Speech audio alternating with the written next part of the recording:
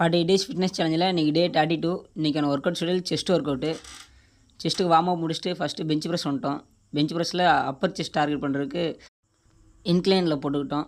ஆவரேஜான வெயிட் வச்சு 4 செட் போட்டோம். அடுத்து ஸ்டாண்டர்டில் வச்சுக்கிட்டோம் நம்மளோட மிட் செஸ்ட் ஆக்டிவேட் பண்ணுறதுக்கு. நம்ம ஒரு ஒர்க் அவுட் பண்ணுறோன்னா அந்த எந்த இடத்துக்கு போடுறோம் அப்படின்றத கரெக்டாக ஃபீல் பண்ணி பண்ணணும். அப்படின்னா தான் நம்மளோட அந்த மசில் வந்து கரெக்டாக டார்கெட் ஆகும். நெக்ஸ்ட்டு லோவர் செஸ்ட்டுக்கு கேபிளில் வந்துட்டோம். கேபிள் ஃப்ளையு இதில் வந்து இன்க்ளைன் போட்டுக்கிட்டோம் மேலே டாப்பில் வச்சு. அப்படின்னா தான் நம்மளோட லோவர் செஸ்ட் ஆக்டிவேட் ஆகும். இது வந்து நம்மளோட லோவர் செஸ்ட்டை டார்கெட் பண்ணுறதுக்கு ரொம்பவே ஒரு எஃபெக்டிவான ஒர்க் அவுட்டு. டிக்ளைன் போட்டோம் பெஞ்ச் ப்ரெஸ்ஸில், அதை வீடியோ எடுக்க மறந்துட்டோம்.